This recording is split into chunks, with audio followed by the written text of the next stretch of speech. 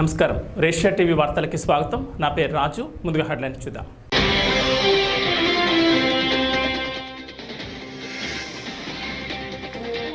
YSR Congress party అధినేత YS Jaganmohan Reddy Pulivendula YSRCP assembly అభ్యర్థిగా nomination దాఖలు.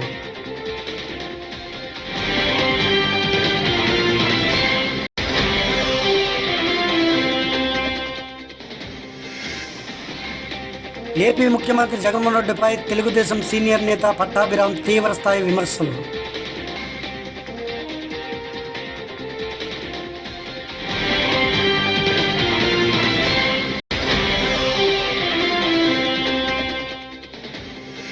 కొండ ప్రాంతాల్లో ప్రజల సమస్యలను పరిష్కరిస్తాను, మౌలిక సదుపాయాలన్నీ కల్పిస్తాను. బీజేపీ అభ్యర్థి సుజనా చౌదరి హామీ.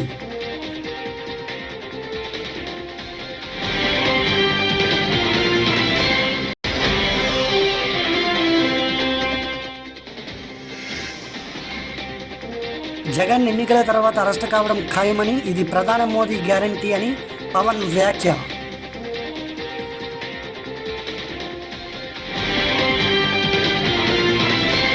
వైఎస్ఆర్ కాంగ్రెస్ పార్టీ అధినేత ముఖ్యమంత్రి వైఎస్ జగన్మోహన్ రెడ్డి పులివెందుల వైఎస్ఆర్సీపీ అసెంబ్లీ అభ్యర్థిగా నామినేషన్ దాఖలు చేశారు. పులివెందుల సిఎస్ఐ గ్రౌండ్లో బహిరంగ సభలో ప్రజలను ఉద్దేశించి ప్రసంగించిన అనంతరం నేరుగా మినీ సెక్రటరియట్లోని ఆర్వో ఆఫీస్కు వెళ్లారు. పులివెందుల రిటర్నింగ్ అధికారికి నామినేషన్ పత్రాలు అందజేశారు. ఈ కార్యక్రమంలో కడప ఎంపీ వైఎస్ అవినాష్ రెడ్డి పాల్గొన్నారు.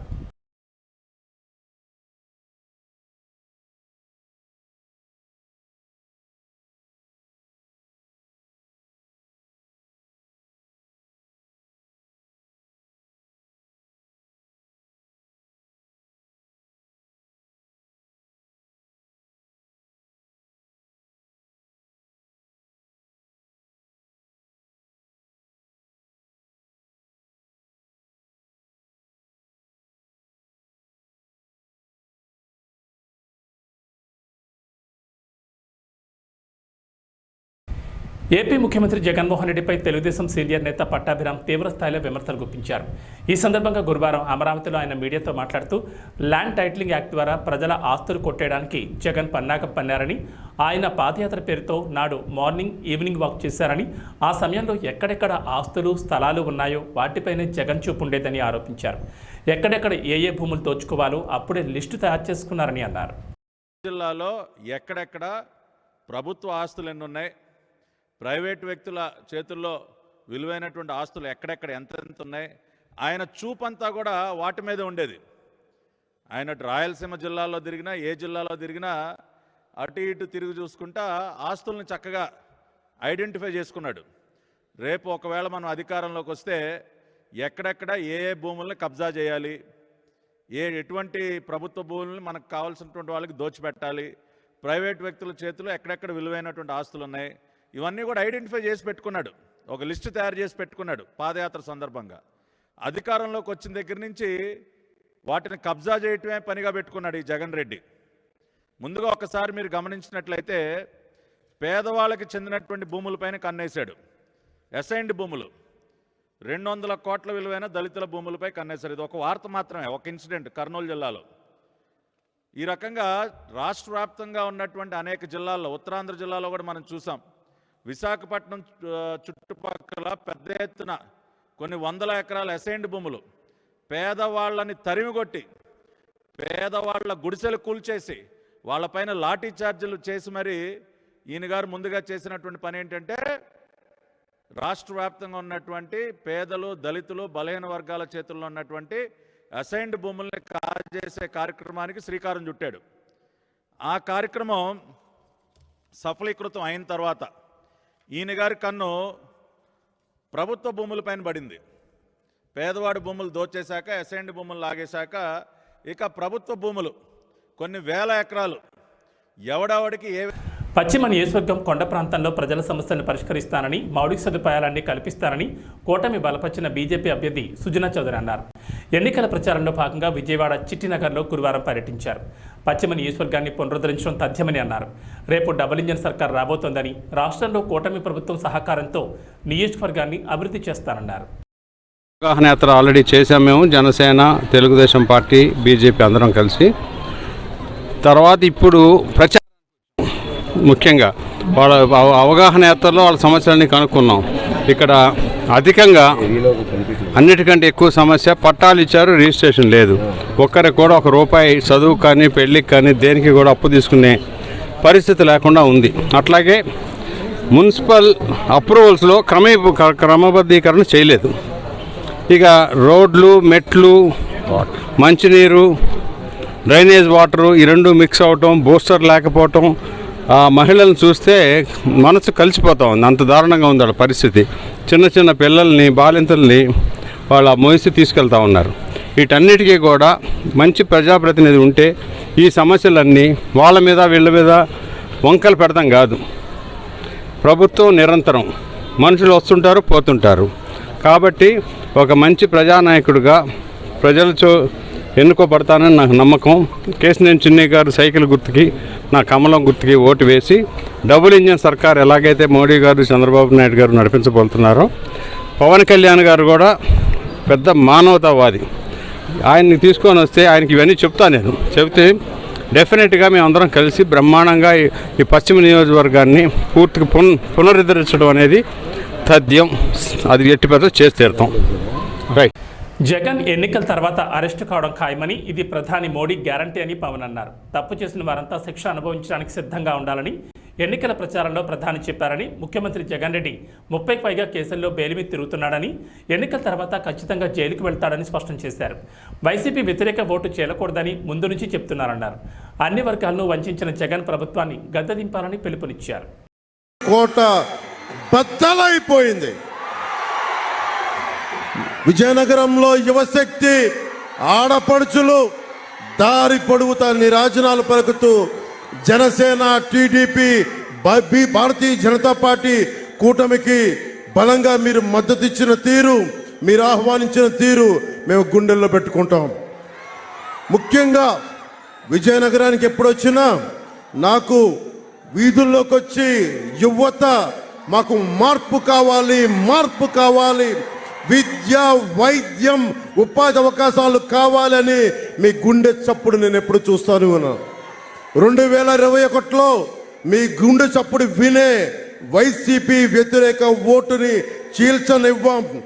TDP, Janasena, Bharatiya Janata party vote చీలకుండా కలిసి ఉంటే జగన్ అనే అవినీతి పరుణ్ణి, ఒక గూండాని తరిమి ఇక్కడి నుంచి బంగాళాఖాతంలో కలిపేయచ్చు. కావాల్సిందల్లా గుండె బలం, మేధస్సు కావాలి. ఆ రెండు బలంగా ఉన్నాయి. జనసేన, భారతీయ జనతా పార్టీ, బీజేపీ మనందరం కలిసి వచ్చాం. ఇది మన స్వార్థం కోసం కాదు. నిన్న అఫిడవిట్ నేను చూపించాను. నాకు డబ్బులు అవసరం లేదు. దాదాపు ఇన్కమ్ ట్యాక్సే నేను దాదాపు 65 కోట్ల రూపాయలు కట్టిన వాడిని. నాకు అవసరం లేదు డబ్బులు. నేను భవిష్యత్తు మీకు బాగుండాలి. ఇప్పుడు 2047కి బంగారు భవిష్యత్తు ఉండాలి. మీ భవిష్యత్తు కోసం సర్వెంట్ లీడర్షిప్, సేవా నాయకత్వం ఇవ్వడానికి మేము సంసిద్ధంగా నిలబడి ఉన్నాం. కేంద్రంలో మోదీ గారు, ఇక్కడ ఆంధ్రప్రదేశ్లో టీడీపీ, జనసేన, భారతీయ జనతా పార్టీ కూటమి బలమైన నాయకత్వం మీకు ఇచ్చి ఆంధ్రప్రదేశ్ ఒడిదుడుకులతో ఉంది, అప్పుల్లో ఉంది, విద్య, వైద్యం, ఉపాధి అవకాశాల్లో వెనుకబడిపోయింది. ఒక్క గంజాయిలోనే నెంబర్ 1గా రాష్ట్రం ఉంది. ముఖ్యంగా గంజాయి మత్తుకు పాలవుతున్న యువతందరికీ చెప్తా ఉన్నాను, మీ భవిష్యత్తుని నాశనం చేస్తూ ఉన్నాడు. మీ తల్లిదండ్రులు కన్నీళ్లు పెట్టుకుంటా ఉన్నారు. నాకు నివేదన ఇస్తూ ఉన్నారు, మీరు కన్నీళ్లు పెట్టుకుంటారు మీ భవిష్యత్తు గురించి. మీకు బలమైన ఉపాధి అవకాశాలు, విద్యా అవకాశాలు ఇస్తే మీకు ఎలాంటి మాదక ద్రవ్యాలు అవసరం లేదు. మీ సాధింపే ఒక వ్యసనంలా తయారవుద్ది. మీ విజయమే ఒక వ్యసనం అవుద్ది. దానికి మాదక ద్రవ్యాలు, గంజాయి అవసరం లేదు. బలమైన లా అండ్ ఆర్డర్, బలమైన ఉపాధి అవకాశాలు, ఆరోగ్యవంతమైన మనకి ప్రాథమిక వైద్య కేంద్రాలు, ఇవన్నీ మేము ముందుకు తీసుకొస్తామని తెలియజేసుకుంటూ, సమయం తక్కువ ఉండటం వల్ల ఆల్రెడీ నేను నెల్లిమర్రలో నేను చెప్పదలుచుకుని చెప్పాను. యువతకి, మహిళలకి, పెద్దలందరికీ ఒకటే చెప్తున్నాను, మీకు సుస్థిర ఆర్థిక నేరస్తుడైన జగన్ రెడ్డి రాష్ట్రాన్ని బాగు చేస్తానంటే ఎవరు నమ్మరని టీడీపీ జాతీయ అధికార ప్రతినిధి తిరునగరి జ్యోత్స్న అన్నారు. 5 ఏళ్లలో యువతను గంజాయి, మద్యం, మత్తు పదార్థాలకు బానిసం చేసి స్వయం ఉపాధిని అటకెక్కించిన జగన్ యువతను ఉద్ధరిస్తానంటే ఎవరు నమ్ముతారని ప్రశ్నించారు. జగన్ చెప్పే పిట్టకథలు, కట్టుకథలు వినడానికి జనం పిచ్చోళ్ళు కదన్నారు. బుధవారం టీడీపీ కేంద్ర కార్యాలయంలో ఆమె మీడియాతో మాట్లాడుతూ వైసీపీ సోషల్ మీడియా సమావేశంలో ఒక అమ్మాయి తెలుగులో అడిగిన ప్రశ్నకు సమాధానం చెప్పలేక జగన్ తెల్లముఖం వేశాడంటే ఎద్దేవా చేశారు. సమాధానం చెప్పకుంటే పరువు పోతుందని జగన్ హిస్టరీలో గూగుల్లో వెతుక్కోమని భార్గవరెడ్డి చెప్పారు. గూగుల్లో జగన్ గురించి వెతికితే సిబిఐ, ఈడీ ఛార్జ్షీట్ల లిస్టు వచ్చింది. జగన్ పెట్టిన షెల్ కంపెనీల లిస్టు కూడా ఉందని అన్నారు. మీటింగ్ పెట్టుకున్నాం. అందులో వాళ్ళ పార్టీకి సంబంధించినటువంటి సోషల్ మీడియా ప్రతినిధులతోటి భేటీ అయి దానికి సంబంధించినటువంటి కొన్ని మాటలు మాట్లాడారు. అందులో పాపం ఒక అమ్మాయి చాలా అమాయకంగా, ఏం తెలియని తలంలో, ఎందుకంటే జగన్మోహన్ రెడ్డి గారి గురించి తెలిసిన ప్రతి ఒక్కళ్ళు కూడా అసలు అలాంటి ప్రశ్నలు అడగరేము.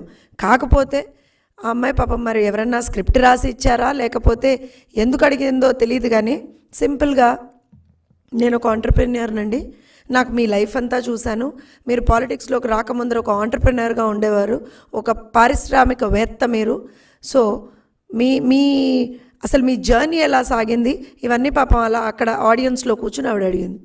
తెల్ల మొహం వేశాడు, బిక్క మొహం వేశాడు. కనీసం ఆ అమ్మాయి తెలుగులో అడిగినటువంటి ప్రశ్నకు కూడా సమాధానం చెప్పలేనటువంటి ఒక ముఖ్యమంత్రి వర్యులు. దానికి పక్కన ఉన్నటువంటి పాపం సజ్జల భార్గవరెడ్డి గారు చాలా కష్టపడి, ఎంతో కష్టపడి దాన్ని తెలుగులో, మరి ఏ భాష, తెలుగులోనే అమ్మాయి అడిగింది, ఆ తెలుగుని మరి వీళ్ళు ఏ భాషలోకి ట్రాన్స్లేట్ చేసి చెప్పాడో తెలియదు, కానీ ఏదో చెప్దామని ప్రయత్నించాడు. అయినా సరే జగన్మోహన్ రెడ్డి గారికి అర్థం కాలేదో ఏమో, ఆయన ఏం సమాధానం చెప్పలేదు. మళ్ళీ ఒక రకమైనటువంటి వెర్రి నవ్వులు, పిచ్చి నవ్వులు నవ్వుతూ కూర్చున్నారు. దానికి సజ్జల భార్గవరెడ్డి గారు ఇంక ఇలా కాదు, సమాధానం చెప్పకపోతే కష్టమైపోతుంది, పరువు పోతుందేమో అని చెప్పి భయపడి సింపుల్గా ఏం చెప్పాడు, గూగుల్లో వెళ్ళి సెర్చ్ చేసుకోండి, జగన్మోహన్ రెడ్డి హిస్టరీట గూగుల్లోకి వెళ్ళి సెర్చ్ చేసుకోవాలట. బ్రహ్మాండంగా చెప్పాడు. సరే అని పోనీలే, ఒక ఆంటర్ప్రెన్యూర్ అడిగినటువంటి ప్రశ్నలకి గూగుల్లోకి వెళ్ళి సమాధానం తెలుసుకోండి అని చెప్పేటువంటి ఒక పరిస్థితి అక్కడ ఉంది. కాబట్టి గూగుల్లోకి వెళ్ళి జగన్మోహన్ రెడ్డి గారి గురించి ఎదిగావు.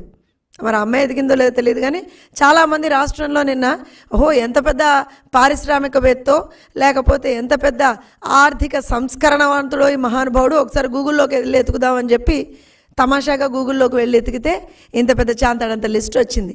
ఏం లిస్ట్ వచ్చిందయ్యా అనంటే జగన్మోహన్ రెడ్డి గారు పెట్టినటువంటి షెల్ కంపెనీల లిస్ట్ వచ్చింది. జగన్మోహన్ రెడ్డి గారి మీద ఉన్నటువంటి సిబిఐ, ఈడీలకు సంబంధించినటువంటి ఛార్జ్షీట్ల లిస్ట్ వచ్చింది. అలానే జగన్మోహన్ రెడ్డి గారు 2004 తర్వాత సార్వత్రిక ఎన్నికలు సమీపించే కొద్దీ టీడీపీలో చేరికలు మరిన్ని పెరుగుతున్నాయి. తాజాగా నెల్లూరు నగరంలోని వీపీఆర్ నివాసంలో మాజీ కార్పొరేటర్ చందులూరు సుభాష్ని కుమారుడు గంగాధర్, వారి మిత్ర బృందం బుధవారం వేమిరెడ్డి ప్రభాకర్ రెడ్డి, రూరల్ ఎమ్మెల్యే కోటంరెడ్డి శ్రీధర్ రెడ్డి సమక్షంలో టీడీపీలో చేరారు. రాబోయే ఎన్నికల్లో టీడీపీ అభ్యర్థుల గెలుపు కోసం కృషి చేస్తానని ఈ సందర్భంగా ఆయన పేర్కొన్నారు. ఎలక్షన్లో వాళ్ళ విజయం కోసం కృషి చేస్తూ వాళ్ళ మద్దతు తెలుపడానికి ఈరోజు కలవడం జరిగింది. శ్రీధర్ కానీ వేమిరెడ్డి ప్రభాకర్ రెడ్డి గారు అత్యధిక మెజార్టీలో నియోజకవర్గాల్లో కానీ ఎంపీ కానీ ఎమ్మెల్యే కానీ గెలవబోతున్నారు. దాన్ని మేము మా శక్తి వంచన లేకుండా సంపూర్ణంగా కృషి చేస్తాము. Thank you. నెల్లూరు రూరల్ నియోజకవర్గం 27 డివిజన్ చందులూరు సుభాష్రమ గారు మాజీ కార్పొరేటర్, వారి కుమారుడు గంగాధర్ యాదవ్ చురుకైన యువనాయకుడు. వారు ఈనాడు ఈ ఎన్నికల వేళ మాకు అండగా నిలవాలి. వాస్తవం చెప్పాలంటే 3 రోజుల క్రితమే వారు ఆదాల ప్రభాకర్ రెడ్డి గారి దగ్గర వైఎస్ఆర్ కాంగ్రెస్ పార్టీలో చేరారు. ఈ 3 రోజులు అక్కడ పరిస్థితి చూశారు. ఈనాడు ఈ యొక్క ఎన్నికల్లో మనం వేమిరెడ్డి ప్రభాకర్ రెడ్డి గారి కోసం పనిచేయాలా, కోటంరెడ్డి శ్రీధర్ రెడ్డి పనిచేయాలా, తెలుగుదేశం పార్టీ పనిచేయాలా అనే మంచి ఆలోచన చేసి వారి ముఖ్యమైనటువంటి మిత్రులందరితో మాట్లాడి ఈరోజు పెద్దలు వేమిరెడ్డి ప్రభాకర్ రెడ్డి గారి సమక్షంలో తెలుగుదేశం పార్టీలో చేరారు. వారిని పార్టీలోకి సాధారణంగా స్వాగతిస్తూ ఉన్నా. గంగాధర్ యాదవ్ చేరికకి అన్ని విధాలా సహకరించి బాధ్యత తీసుకున్నటువంటి నగర డిప్యూటీ మేయర్ రూప్ కుమార్ యాదవ్ గారికి ప్రత్యేకంగా ధన్యవాదాలు. గంగాధర్ యాదవ్కి తెలుగుదేశం పార్టీలో అటు వీపీఆర్ అన్న నేను ఇద్దరం అన్ని రకాల ప్రోత్సహిస్తామని వారి బంధుమిత్రులందరూ కూడా ఈ ఎన్నికల్లో తెలుగుదేశం పార్టీకి అండగా ఉండేదానికి ఇచ్చేసిన దానికి మరోసారి ప్రత్యేకంగా అనంతపురం పార్లమెంటు స్వతంత్ర అభ్యర్థిగా తాడిపత్రి పట్టణానికి చెందిన దివ్యాంగురాలు పామిశెట్టి చౌడేశ్వరి పోటీ చేయనున్నట్లు తెలిపారు. ఈ సందర్భంగా ఆమె మీడియాతో మాట్లాడుతూ ప్రజలకు సేవ చేయాలనే లక్ష్యంతో దివ్యాంగురాలు నైనా రాజకీయాల్లోకి రావడం జరుగుతుందని ఆమె పేర్కొన్నారు. ఎంపీ అభ్యర్థిగా నన్ను గెలిపిస్తే దివ్యాంగులకు స్థానిక ఎలక్షన్ల నుంచి లోక్సభ ఎలక్షన్ల వరకు 5% రిజర్వేషన్ కల్పిస్తానని ఆమె హామీ ఇచ్చారు. నా పేరు పామిశెట్టి చౌడేశ్వరి. సో నేను అనంతపురం ఎంపీగా అభ్యర్థిగా పోటీ చేస్తున్నాను. నేను దివ్యాంగురాలని. నేను దివ్యాంగురాలు అయినా సరే ప్రజలకి ప్రజాసేవ చేయాలనే ఉద్దేశంతో రాజకీయాల్లోకి వస్తున్నాను. నన్ను కనుక గెలిపిస్తే కనుక నన్ను కనుక గెలిపిస్తే ఈ బిలో పాయింట్స్. ఫస్ట్ పాయింట్ వచ్చేసి దివ్యాంగులకి 5% రిజర్వేషన్ కల్పించాలి స్థానిక ఎలక్షన్స్ నుంచి లోక్సభ వరకు. నెక్స్ట్ ఆర్గాన్ డొనేషన్స్ ని బాగా ఇంప్రూవ్ అయ్యే విధంగా ఆర్గాన్ డొనేషన్ చేసిన ఫ్యామిలీకి ఒక ఉద్యోగం కల్పించాలి. ఇంటర్నేషనల్ ఎయిర్పోర్ట్ తీసుకొని రావాలి. అనంతపురం జిల్లాలో ఏదో ఒక ప్రాంతంలో మెడికల్ కాలేజ్ని తీసుకొని రావాలి.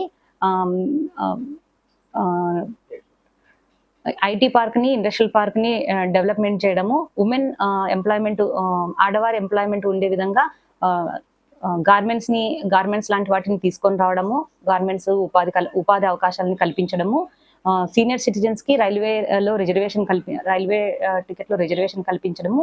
పర్యావరణాన్ని కాపాడుకునే విధంగా పార్కులు లాంటివి ఎక్కువగా మొక్కల్ని నాటించడం. పార్కుల్ని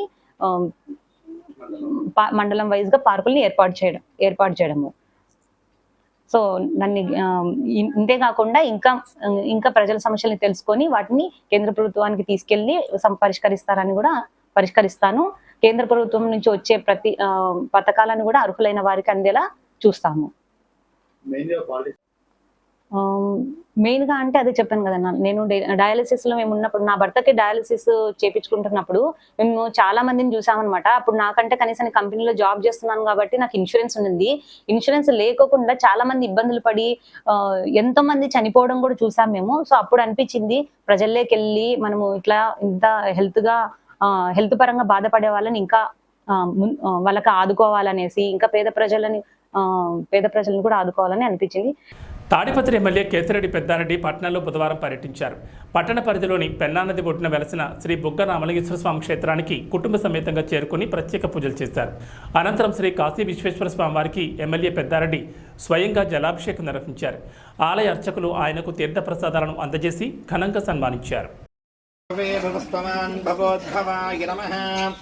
ఓం వామదేవాయ నమో, ఓం జ్యేష్ఠాయ నమః, శ్రేష్ఠాయ నమో, రుద్రాయ నమః, కాలాయ నమః, కలవికరణాయ నమో, బలవికరణాయ నమో, బలాయ నమో, బలప్రమదనాయ నమః, సర్వభూతరమణాయ నమో, మనాయ లాభం శతసం వత్సరం శతం దీర్ఘమాయుః యజమానస్య ఆయురారోగ్యైశ్వర్యాభివృద్ధిరస్తు, మనోవాంఛాఫలసిద్ధిరస్తు, కనకవస్తు వాహన వ్యవహార వ్యాపారాభివృద్ధిరస్తు, యజమానస్య పుత్రపౌత్ర గోత్ర వంశాభివృద్ధిరస్తు.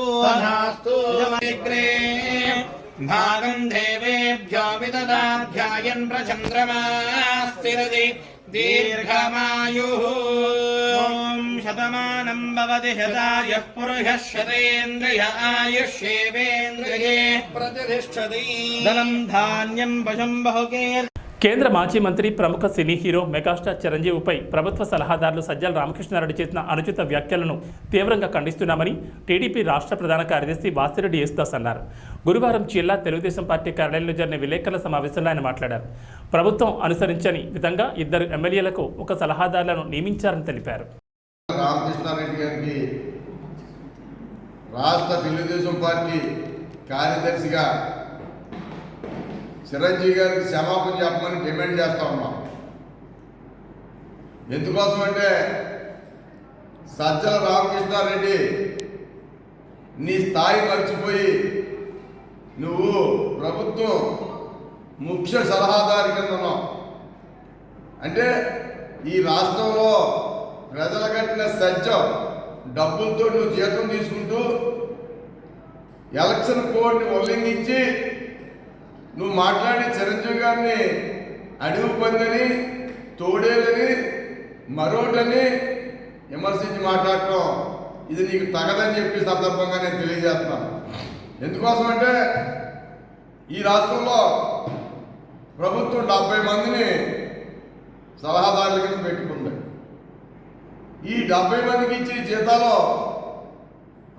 ప్రభుత్వం మేమంతా పనులు కట్టిన డబ్బు. ఇది నువ్వు సజ్జల రామకృష్ణారెడ్డి సలహాదారులకు రిజైన్ చేసి వైసీపీ కండ వేసుకుని మాట్లాడినా కూడా ఏ జనమెత్తినా ఈ రాష్ట్రంలో ఉన్న రెడ్డి కులస్తులు రావడం కూడా చిరంజీవి గారి కాలు కూడా పోవాలని చెప్పి సందర్భంగా తెలియజేస్తాను. ఎందుకోసమంటే చిరంజీవి గారు గత 30 సంవత్సరాలుగా రాత్రులుగా పగలనగా కష్టపడి ఈరోజు ఈ రాష్ట్రంలోనే కాదు దేశంలోనే ఒక గొప్ప సినీ నటుడు.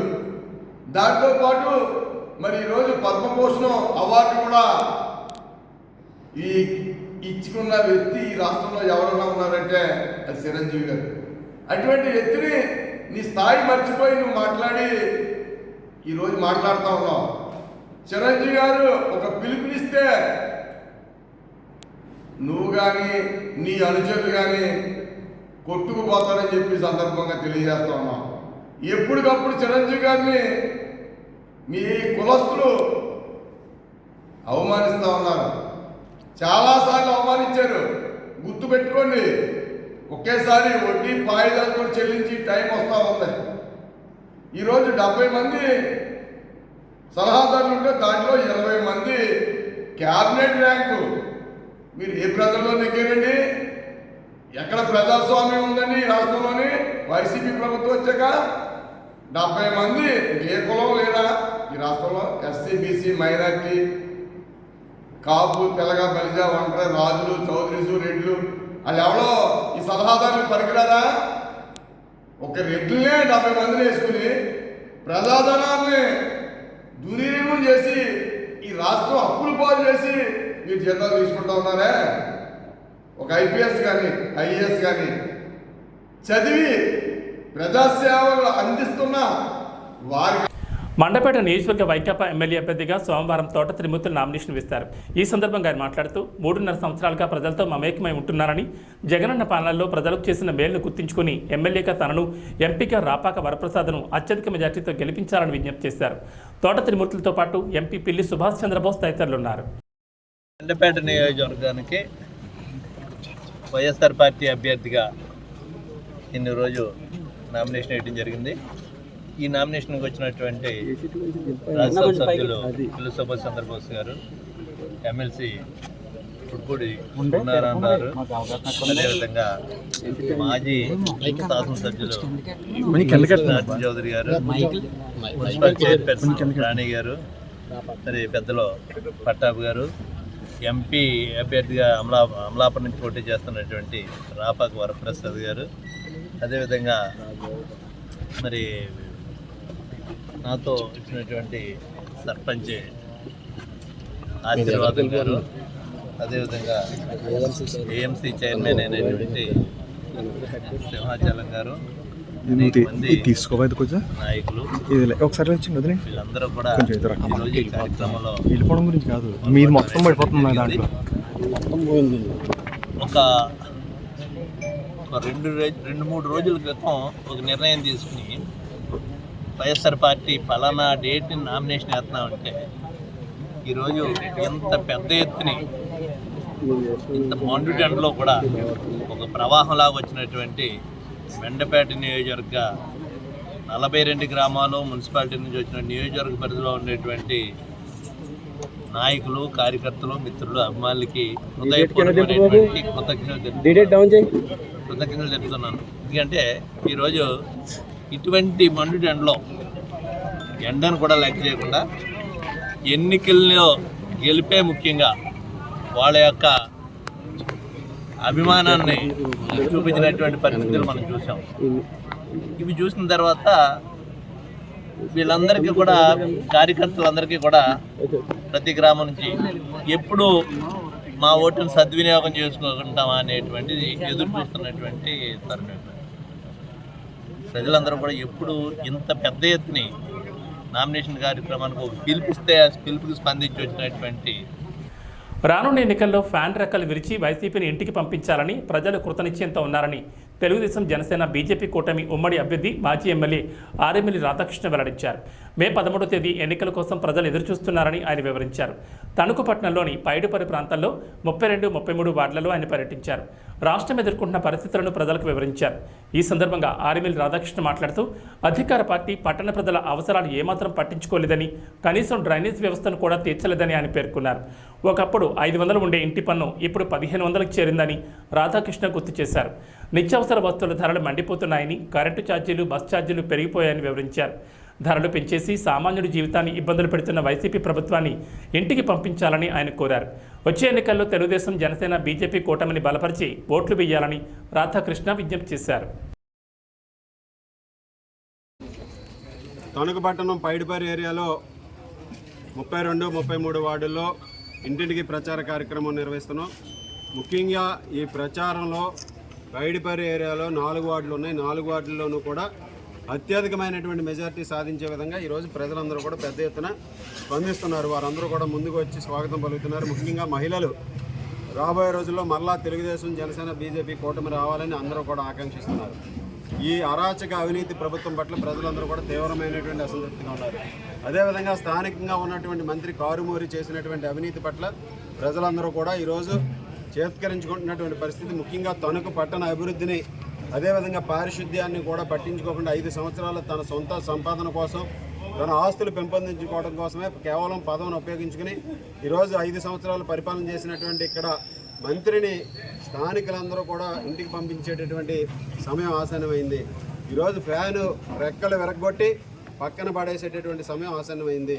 మే 13 జరిగేటటువంటి ఎన్నికల్లో కూటమి అభ్యర్థులు గెలిపించడానికి ప్రజలందరూ కూడా సంసిద్ధులై ఉన్నారు. ముఖ్యంగా ఈరోజు ప్రజలు ఈ ధరల పెరుగుదల పట్ల కానీ, పన్నుల పట్ల కానీ వారందరూ కూడా తీవ్రమైనటువంటి అసంతృప్తిని వ్యక్తం చేస్తున్నారు. తణుకు పట్టణంలో గతంలో 500 రూపాయలు ఇంటి పన్ను వస్తే ఈరోజు 1500 రూపాయలు వస్తుంది. అంటే 2 రెట్లు పెరిగి ఇంటి పన్ను ఆ విధంగా పెంచేసినటువంటి పరిస్థితి. అలాగే చెత్త పన్నుతో పాటుగా ఈరోజు వివిధ రకాలైనటువంటి పన్నులు వేస్తూ ప్రజల మీద తీవ్రమైనటువంటి భారాన్ని మోపుతున్నటువంటి జగన్మోహన్ రెడ్డి ప్రభుత్వాన్ని ఈరోజు అందరూ కూడా ఇంటికి పంపించాలని ఆశిస్తున్నారు. అలాగే ముఖ్యంగా ఈరోజు నిత్యావసర వస్తువుల ధరలు కానీ, కరెంటు బిల్లులు కానీ, బస్ ఛార్జీలు కానీ ఇటువంటివన్నీ కూడా పెరిగిపోయినాయి అనేది ప్రజలందరూ కూడా తమ బాధను వ్యక్తం చేస్తున్నారు. ఇటువంటి వాటి నుంచి అన్నీ కూడా మేము రాబోయే రోజుల్లో చంద్రబాబు నాయుడు గారు, పవన్ కళ్యాణ్ గారు, మోడీ గారి కూటమికి మేము ఓట్లు వేస్తాం. అందులో ఎటువంటి సందేహం లేదు. ఈ ప్రభుత్వానికి ఒకసారి ఓట్లు వేసి తప్పు చేసాం అనే విధంగా ప్రజలందరూ కూడా ఈరోజు బాధపడుతున్నటువంటి పరిస్థితి మాకు చాలా చోట్ల కనిపిస్తుంది. ముఖ్యంగా మహిళల్లో పెద్ద ఎత్తున స్పందన కనిపిస్తుంది. వారందరూ కూడా ముఖ్యంగా వృద్ధులు కానీ, యువకులు కానీ అందరూ కూడా ఈరోజు ప్రతి ఒక్కరూ తెలుగుదేశం జనసేన కూటమి గెలవాలని ప్రతి ఒక్కరూ కూడా ముందుకు రావడం జరుగుతుంది. ఈ వార్తలు ఇంతటితో సమాప్తం. నమస్కారం.